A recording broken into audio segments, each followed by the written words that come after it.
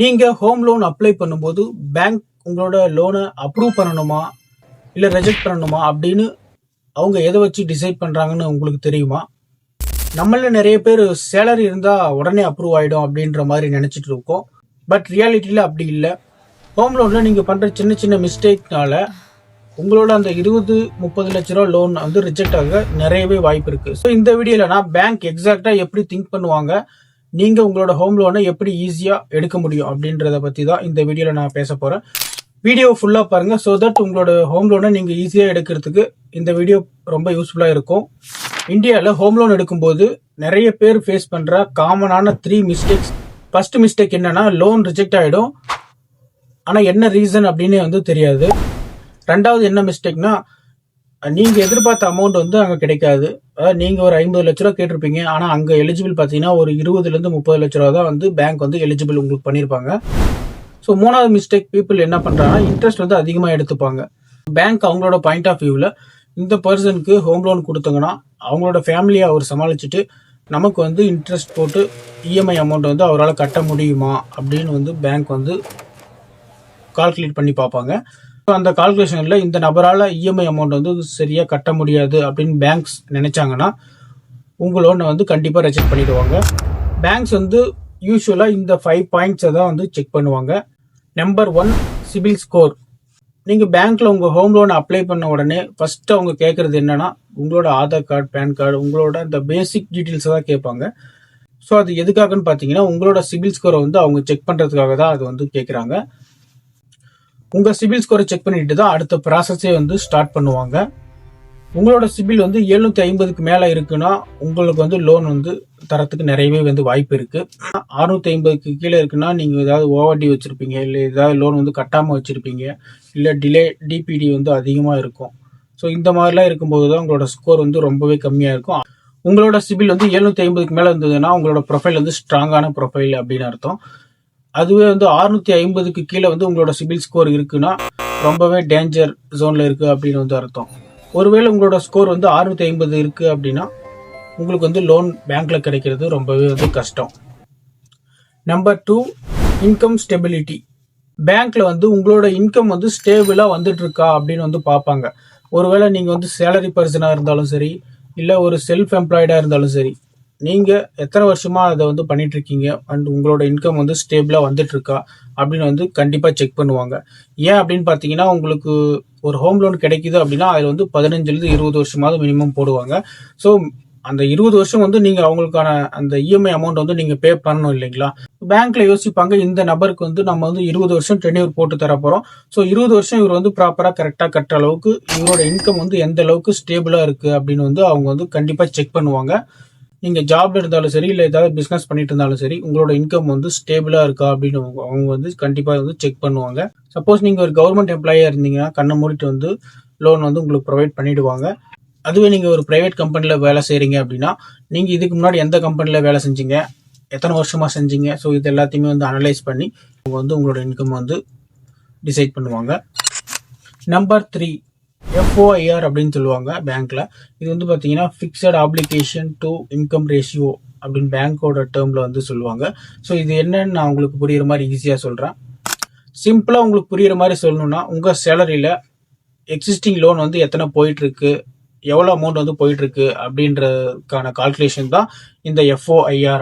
எக்ஸாம்பிளுக்கு உங்களோட சேலரி வந்து 50,000 இருக்கு அப்படின்னா, எக்ஸிஸ்டிங் இஎம்ஐ வந்து ஒரு 20,000 போயிட்டு இருக்கு அப்படின்னா, மீதி இருக்கிற 30,000 தான் வந்து இந்த FOIR அப்படின்னு வந்து அவங்க வந்து சொல்லுவாங்க. ஆனா நான் முன்னாடி வீடியோல சொன்ன மாதிரி பேங்க்ஸ் வந்து 40-45% தான் உங்க சேலரியில இருந்து உங்களால வந்து இஎம்ஐ அமௌண்ட் வந்து கட்ட முடியும் அப்படின்னு வந்து ஒரு ஃபிக்ஸ் பண்ணிடுவாங்க அவங்களே. மீதி இருக்கிற அமௌண்ட் எங்க போகும்னு பாத்தீங்கன்னா, நீங்க உங்களோட ஃபேமிலியை வந்து ரன் பண்றதுக்காக அந்த அமௌண்ட் வந்து உங்களுக்கு தேவைப்படும்னு சொல்லிட்டு அவங்களே வந்து ஒரு டேர்ம் வந்து வச்சிருக்காங்க. ஸோ எக்ஸாம்பிளுக்கு உங்களோட சேலரி வந்து 50,000 இருக்குன்னா அதுல ஒரு 40% அவங்க எடுப்பாங்க. 40%னா 20,000 வரும். ஆல்ரெடி வந்து 20,000 உங்களோட இஎம்ஐ வந்து போயிட்டு இருக்கு. ஸோ இந்த 20,000 வந்து ஈக்குவல் ஆயிடும். ஸோ தட் உங்களுக்கு வந்து லோன் வந்து எலிஜிபிள் ஆகாது. உங்களோட லோன் அப்ளிகேஷன் வந்து ரிஜெக்ட் ஆயிடும். ஏன்னா உங்களோட இன்கம் வந்து இந்த லோனுக்கு வந்து மெட் ஆகல அப்படின்னு வந்து அவங்க வந்து சொல்லிடுவாங்க. இந்த கடனை நீங்க எடுத்தீங்கன்னா இதை வந்து கட்டுறதுக்கு ஃபைனான்சியலா வந்து உங்களுக்கு தகுதி இல்லை அப்படின்னு வந்து அவங்க வந்து ஃபிக்ஸ் பண்ணிடுவாங்க. So number 4, property verification. So என்னதான் நான் முன்னாடி சொன்ன இந்த கால்குலேஷன் எல்லாமே போட்டு உங்களால் கட்ட முடியுமா அப்படின்னு அவங்க அந்த கால்குலேஷன் எல்லாமே போட்டு எடுத்தாலும் ஃபைனலாக பார்த்தீங்கன்னா உங்களால் கட்ட முடியும் அப்படின்னு சொல்லிட்டு தான் அவங்க வந்து ஃபிக்ஸ் பண்ணி எல்லாமே வந்து பார்க்குறாங்க. இன்கேஸ் ஏதோ ஒரு ஒஸ்ட் சினாரியோவில் உங்களால் கட்டவே முடியல அப்படின்னா அவங்க கொடுத்த அமௌண்ட் வந்து அவங்க எப்படி ரெக்கவர் பண்ணுவாங்க? ஸோ அதனால தான் அவங்க வந்து ப்ராப்பர்ட்டியை வந்து ஆல்ரெடி வந்து அடமானமாக வந்து வாங்கி வச்சுக்கிறாங்க. ஸோ ஒருவேளை ஒஸ்ட் சினாரியோவில் உங்களால் கட்டவே முடியல, நீங்கள் வந்து ஃபுல்லாக வந்து டோட்டலாக லாஸ் ஆகிட்டீங்க, லாக் ஆகிட்டீங்க, அந்த மாதிரி சுச்சுவேஷனில் உங்கள் ப்ராப்பர்ட்டியை வந்து அவங்க வந்து சேல் பண்ணி அவங்களோட அமௌண்ட்டை வந்து அவங்க வந்து செட்டில் பண்ணிப்பாங்க. ஸோ ஃபர்ஸ்ட் வந்து பேங்க்ஸ் வந்து உங்கள் ப்ராப்பர்ட்டி வெரிஃபிகேஷன் பண்ணும்போது லீகல் சைடில் எல்லாமே வந்து டாக்குமெண்ட்ஸ் கரெக்டாக இருக்கா அப்படின்னு வந்து பார்ப்பாங்க. அதாவது வாரிசு யார் இருக்காங்க, ஸோ நாளைக்கு லீகல் சைடில் ஏதாவது ப்ராப்ளம் வருமா அப்படின்னு சொல்லிட்டு அவங்களுக்குன்னு ஒரு சில லீகல் ஆஃபீஸ் வச்சுருப்பாங்க.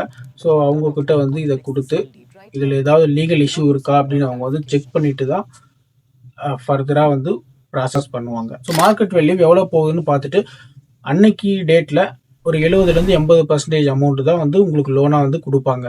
சப்போஸ் நான் முன்னாடி சொன்ன மாதிரி உங்களால் கட்ட முடியல, அந்த ப்ராப்பர்ட்டி விற்று தான் ஆகணும் அப்படின்னு பேங்க் டிசைட் பண்ணும்போது அந்த ப்ராப்பர்ட்டி வந்து அவங்க வந்து சீக்கிரமாக விற்கணும்.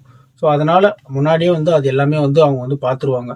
நாளைக்கு ஏதாவது ப்ராப்ளம் வந்தாலும் இந்த ப்ராப்பர்ட்டி வந்து நம்ம விற்றா உடனே வந்து நம்மளால் காசு பண்ண முடியும் அப்படின்னு வந்து அவங்க டோட்டலாக முன்னாடியே வந்து எல்லா அனலைஸும் பண்ணிடுவாங்க.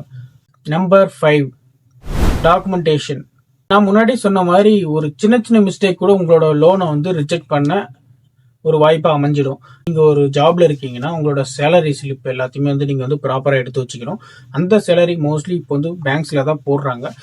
ஸோ அந்த பேங்க்கோட ஸ்டேட்மெண்ட்டும் நீங்கள் வந்து ஒரு வருஷத்துக்கு வந்து எடுத்து வச்சுக்கணும். லாஸ்ட் 3 மந்த் பேங்க் ஸ்லிப்பும் வந்து நீங்கள் எடுத்து வச்சுக்கணும்.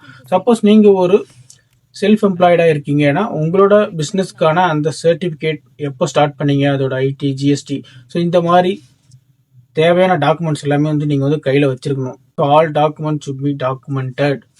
எல்லாமே வந்து டாக்குமெண்ட்டாக தான் இருக்கணும். ஸோ அப்போ தான் வந்து அது ஒரு வேலிடான ப்ரூஃபை வந்து பேங்க்ஸ் வந்து கன்சிடர் பண்ணிப்பாங்க. So most of the banks வந்து இந்த 5 பாயிண்ட்ஸை வச்சு தான் உங்களோட லோனை வந்து அப்ரூவ் பண்ணணுமா இல்லை வந்து ரிஜெக்ட் பண்ணணுமா அப்படின்னு வந்து டிசைட் பண்ணுவாங்க. ஸோ நான் வந்து இப்போ ஒரு ரியல் எக்ஸாம்பிள் சொல்கிறேன். ஸோ அது மூலிமா உங்களுக்கு வந்து இன்னும் கிளியராக அண்டர்ஸ்டாண்ட் ஆகும். கிளைண்ட்டோட பேர் பார்த்தீங்கன்னா ரவி. அவர் பார்த்தீங்கன்னா ஒரு 30 லட்ச ரூபா ஹோம் லோன் வந்து அப்ளை பண்ணுறாரு பேங்க்கில். பட் பேங்க்கில் வந்து அந்த அப்ளிகேஷன் வந்து அவங்க வந்து ரிஜெக்ட் பண்ணிடுறாங்க. ஏன் அப்படின்னு பார்த்தீங்கன்னா அவர் பார்த்தீங்கன்னா 2 கிரெடிட் கார்டு எடுத்திருக்காரு. ஸோ 2த்துலேயுமே அந்த லிமிட் வந்து ஃபுல்லாக வந்து அப்படியே ஸ்வைப் பண்ணியிருக்காரு. ஃபுல் அமௌண்ட்டும் அவர் எடுக்கும்போது பேங்க்ஸ் யோசிப்பாங்க அவர் ஏதோ ஒரு சுச்சுவேஷனில் அவர் வந்து மாட்டிகிட்டு இருக்காரு அப்படின்ற மாதிரி பேங்க் வந்து யோசிப்பாங்க. அதுக்கப்புறம் பார்த்தீங்கன்னா ஸ்மால் அமௌண்ட் இருக்கிற நிறைய லோன்ஸ் வந்து அவர் எடுத்திருக்காரு. அதை கூட அவர் வந்து கரெக்டான டைமில் வந்து பே பண்ணல. எல்லாமே வந்து டிலே பண்ணி தான் கட்டியிருக்காரு. ஸோ தட் பேங்க் வந்து யோசிக்கிறாங்க, சின்ன சின்ன லோனை வந்து இவர் வந்து கட்டல, ஸோ நம்ம பெரிய அமௌண்ட் கொடுத்தா இவர் எப்படி கட்டுவார் அப்படின்னு சொல்லிட்டு அவரோட அப்ளிகேஷன் வந்து ரிஜெக்ட் பண்ணிடுறாங்க. ஸோ அதே பர்சன் ஒரு 90 நாள் கழிச்சு போறாரு, அதாவது ஒரு 3 மாசம் கழிச்சு அதே பேங்க்கு போறாரு. இப்போ அதே மாதிரி ஒரு 30 லட்ச ரூபா வந்து லோனை வந்து அவர் வந்து அப்ளை பண்றாரு. ஸோ இந்த டைம்ல பார்த்தீங்கன்னா அவரோட கிரெடிட் கார்டு எல்லாத்தையுமே வந்து கரெக்டாக பே பண்ணியிருந்தாரு. எல்லாத்துலேயுமே லிமிட் அப்படியே ஃபுல்லாகவே இருக்கு, எதுவுமே அவர் வந்து யூஸ் பண்ணல. அண்ட் நான் முன்னாடி சொன்ன அந்த சின்ன சின்ன லோன்ஸ் எல்லாத்தையுமே வந்து கட்டி க்ளோஸ் பண்ணிட்டாரு. இப்போ ஸ்டேட்டஸ் சிபில்ல பார்த்தீங்கன்னா எல்லா லோனுமே வந்து க்ளோஸ்டுன்னு காட்டுது. அப்போ 650 தான் சிபில் இருந்தது. இப்போ பார்த்தீங்கன்னா அவரோட சிபில் 730க்கு மேலே வந்து போயிடுச்சு. ஸோ முன்னாடி ரிஜெக்ட் பண்ண அதே பேங்க் வந்து இப்போ அவருக்கு வந்து 28 லட்ச ரூபா வந்து சேங்ஷன் பண்ணியிருக்காங்க. ஸோ நீங்கள் ஒரு ஹோம் லோன் எடுக்கிறீங்க அப்படின்னா இது எல்லாத்தையுமே முன்னாடியே தெரிஞ்சு வச்சுக்கிறதுனால உங்களோட ஹோம் லோன் அப்ளிகேஷன் வந்து குயிக்காக அப்ரூவல் ஆகிறதுக்கு நிறையவே வந்து வாய்ப்பு இருக்குது. ஸோ ஃபைனலாக இதுக்கு என்ன பண்ணலாம் அப்படின்னு பார்த்தீங்கன்னா நீங்கள் ஒரு ஹோம் லோன் அப்ளை பண்ணும்போது இந்த 5 விஷயத்த கரெக்டாக இருக்கான்னு வந்து செக் பண்ணிக்கோங்க. ஃபர்ஸ்ட் சிபில் ஸ்கோர் வந்து 750க்கு மேலே இருக்கா அப்படின்னு பார்த்துக்கோங்க. அதுக்கப்புறம் உங்களுக்கு தேவையில்லாத அந்த சின்ன சின்ன லோன் எல்லாத்தையுமே வந்து க்ளோஸ் பண்ணிடுங்க. அடுத்து உங்களோட இன்கம் ப்ரூஃப் வந்து கரெக்டாக டாக்குமெண்ட் பண்ணி வச்சுக்கோங்க. ஃபைனலாக உங்களுக்கு இந்த வீடியோ யூஸ்ஃபுல்லாக இருக்கும்னு நம்புகிறேன். அடுத்த வீடியோவில் பார்த்தீங்கன்னா எந்தெந்த பேங்க்ல வந்து இன்ட்ரெஸ்ட் ரேட் கம்மி, எந்தெந்த பேங்க் வந்து யார் யாருக்கு வந்து பொருந்தும் அப்படின்ற மாதிரி ஒரு வீடியோ வந்து நான் அடுத்த வீடியோவில் போடுறேன். அந்த வீடியோவை நீங்கள் மிஸ் பண்ணாமல் பார்க்கணும்னு நினச்சிங்கன்னா சேனலை இப்போவே சப்ஸ்கிரைப் பண்ணி வச்சுக்கோங்க.